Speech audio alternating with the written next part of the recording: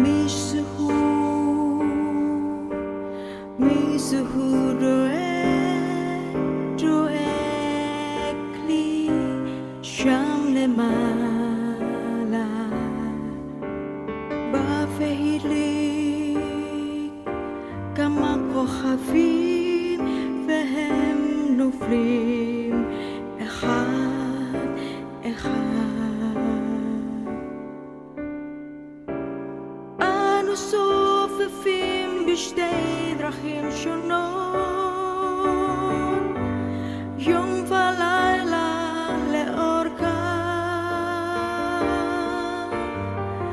עייבים ורעבים ומחכים לעוד בנטיפי אבק וזמן אנו ניפגש בסוף דרכים ושאלות ניפגש בתום ימים רבים בתום הרבה לילות אני יודעת שאתה קרב עכשיו אביב קלה קיץ נאסף והגשם שב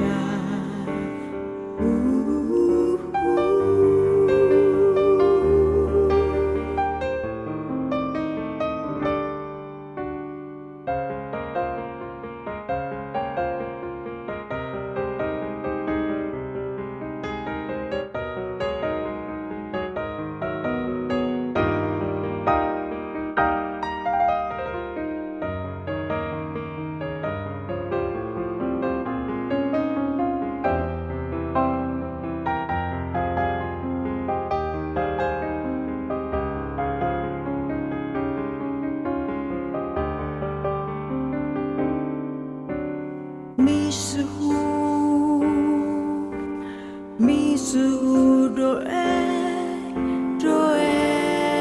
kli sham lemala bא ועשה כמה כוכבים השיב אותם אחד אחד אנו סופפים בשתי דרכים שונות יום ולילה לאורכם עייבים ורעבים ומחכים לעוד בנטיפי אבק וזמן אנו ניפגש בסוף דרכים ושאלות ניפגש בתום ימים רבים בתום הרבה לילות אני יודעת שאתה קרב עכשיו אביב קלה קיץ נאסף והגשם שב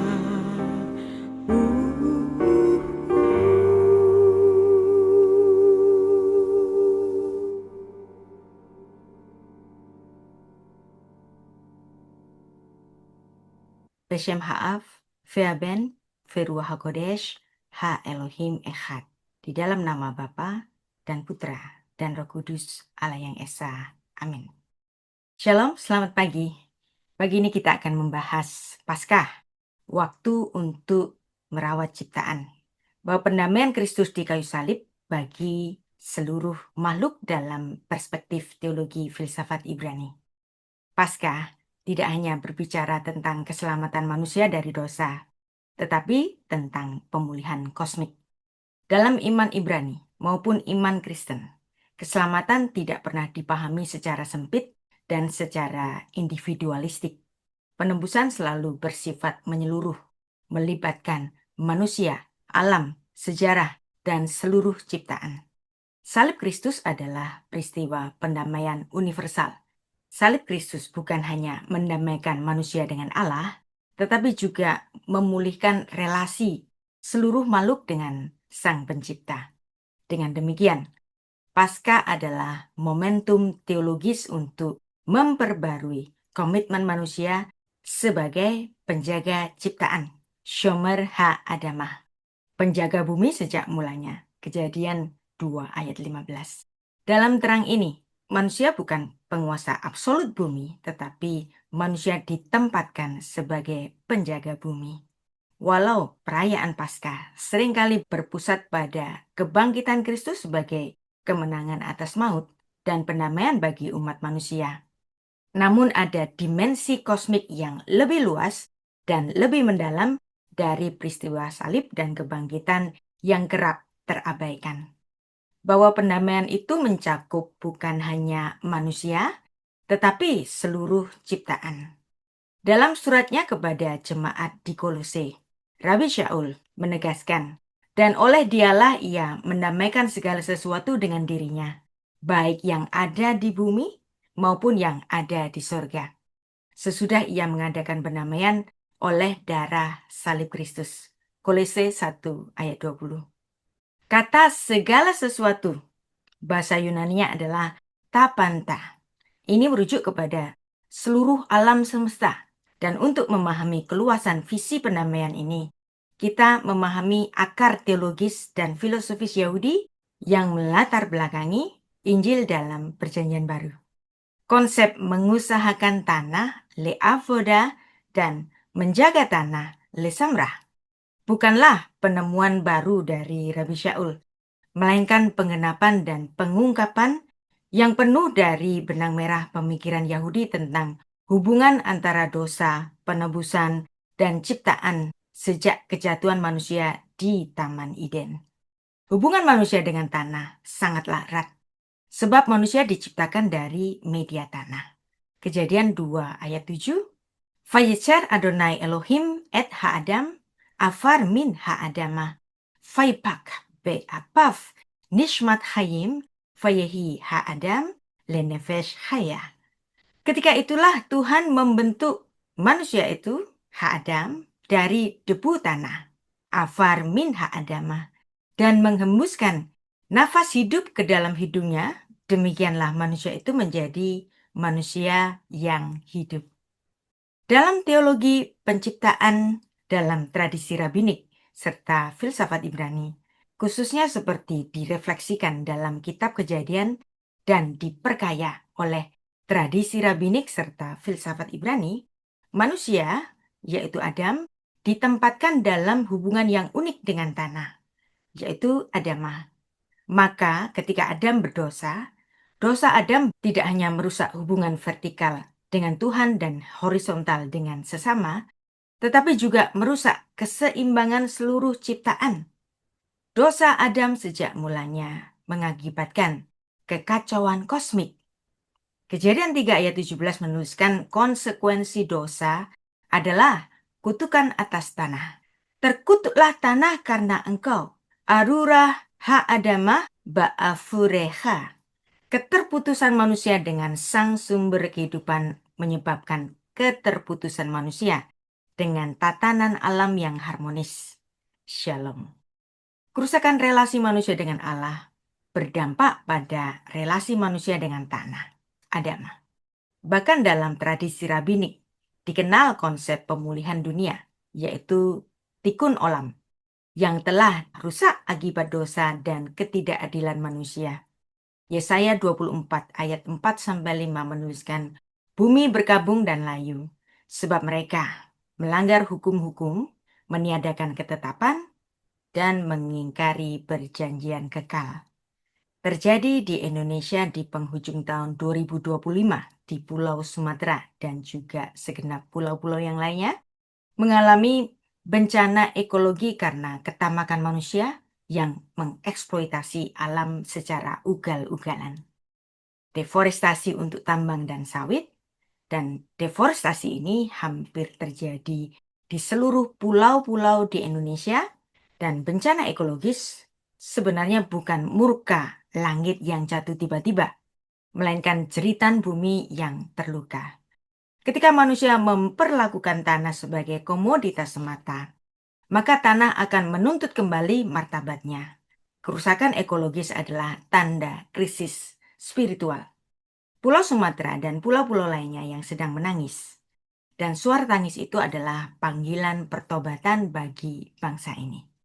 Meski banjir Sumatera dan daerah lain sudah melanda sejak akhir tahun 2025, namun dampak bagi masyarakat di sana masih terasa hingga hari ini.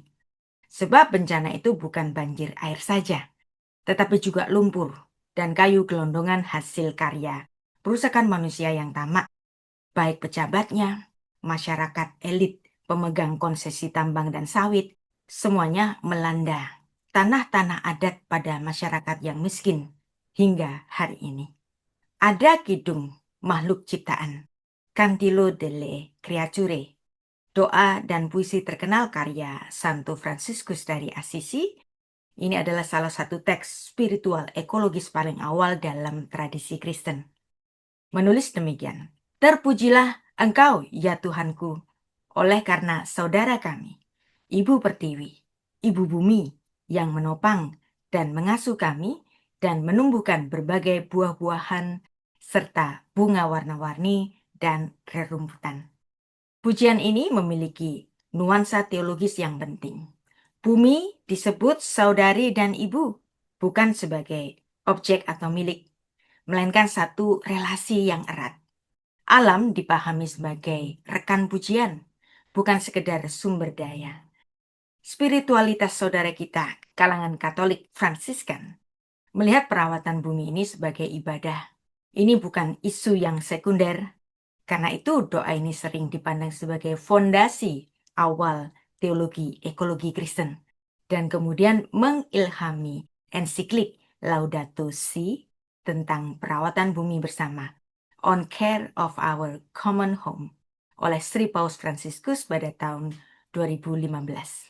Dalam terang doa ini, menyatakan merusak bumi bukan hanya kesalahan ekologis, tetapi juga ketidaksetiaan spiritual terhadap keluarga ciptaan Allah.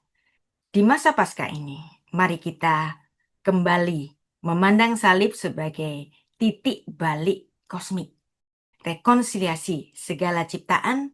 Dalam kerangka pemikiran Yahudi inilah pernyataan Rabi Saul dalam Kolose 1 ayat 20 mendapatkan resonansi yang kuat bahwa salib Kristus bukan hanya peristiwa penyelesaian hutang dosa individual, tetapi suatu momen penggembalian keteraturan kosmik, dan darah Tuhan kita Yesus Kristus di kayu salib berfungsi sebagai daya pemulih, yaitu tikun yang tertinggi yang menyembuhkan luka terdalam ciptaan yang disebabkan oleh dosa. Dalam surat Roma, Rabi Shaul menghubungkan secara eksplisit penderitaan ciptaan dengan pengharapan pemulihannya melalui manusia. Roma 8 ayat 19-21 menuliskan, "Sebab dengan sangat rindu seluruh makhluk menantikan saat anak-anak Allah dinyatakan." Dalam pengharapan, karena makhluk itu sendiri akan dimerdekakan dari perbudakan kebinasaan dan masuk ke dalam kemuliaan anak-anak Allah.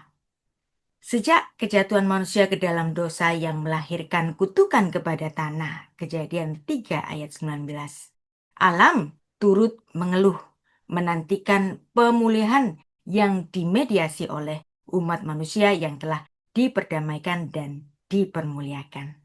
Demikianlah keberadaan umat manusia yang ditebus harus selalu aktif dalam pemulihan dunia yang telah rusak. Tuhan Yesus, sebagai Adam yang baru, ia membalikkan kutukan. Jika ketidaktaatan satu Adam pertama membawa kekacauan dan kutuk kepada tanah, maka ketaatan Adam terakhir, yaitu Tuhan Yesus Kristus, hingga ke kayu salib yang membawa pendamaian dan pemulihan bagi tanah dan seluruh isinya. Kebangkitan Kristus adalah awal dari ciptaan baru. 2 Korintus 5 ayat 17 dan Wahyu 21 ayat 5. Di mana dalam penggenapan sepenuhnya nanti ada keadaan serigala dan domba akan berdiam bersama, Yesaya 11 ayat 6. Dan ini adalah gambaran simbolis tentang harmoni yang dipulihkan.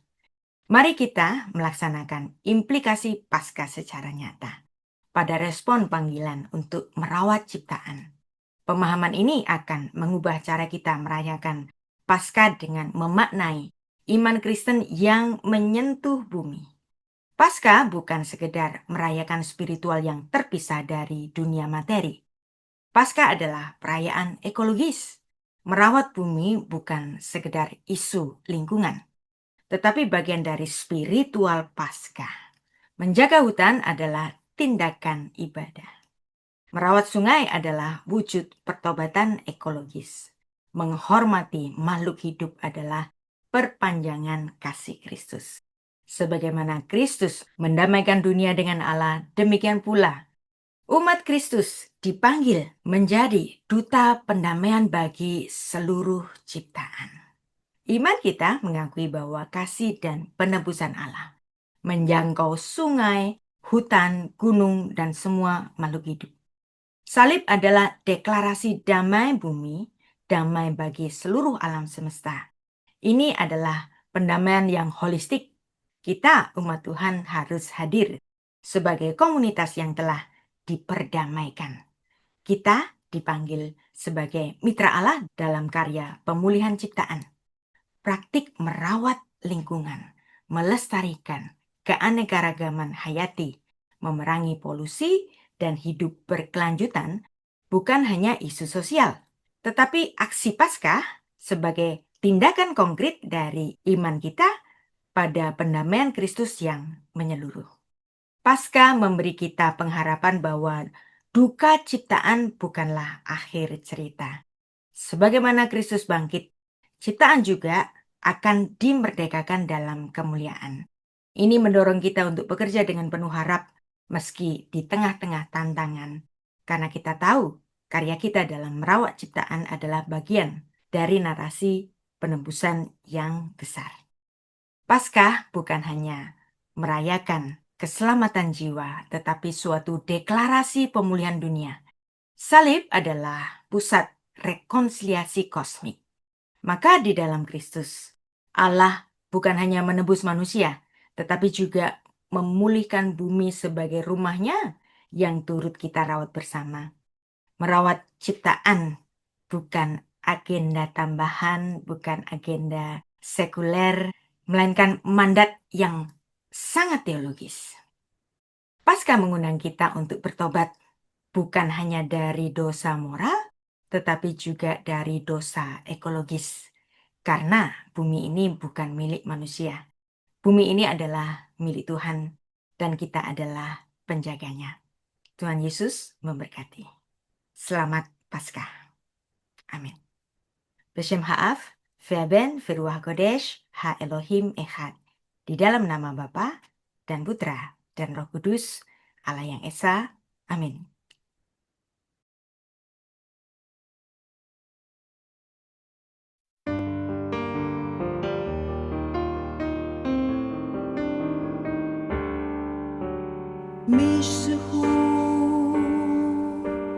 Misuhu doek li sham lemala bafehili kama kochavim vehem nuflim echad echad anu sofefim בשתי דרכים שונות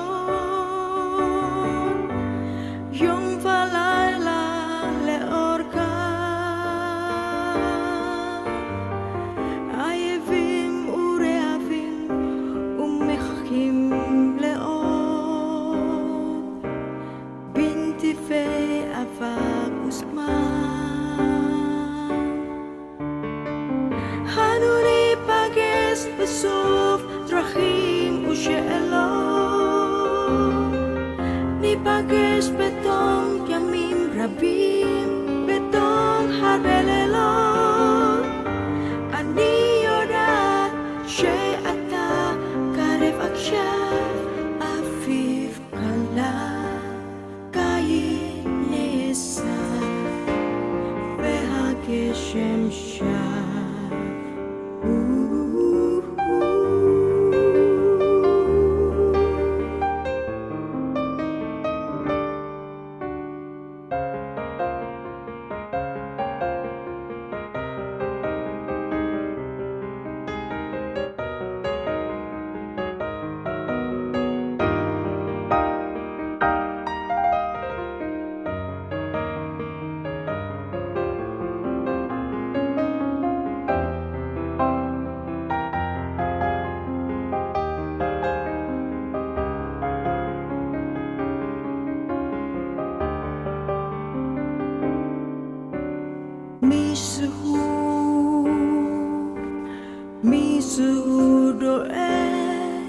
doe kli Jean le mala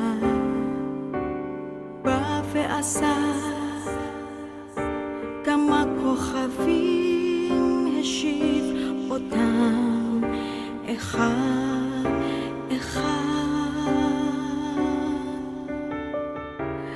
אנו סופפים בשתי דרכים שונות יום ולילה לאורכה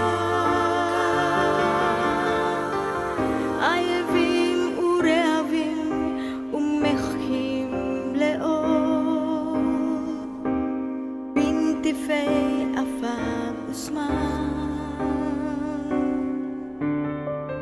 אנו ניפגש בסוף דרכים ושאלות ניפגש בתום ימים רבים בתום הרבה לילות אני יודעת שאתה קרב עכשיו אביב קלה קיץ נאסף והגשם שם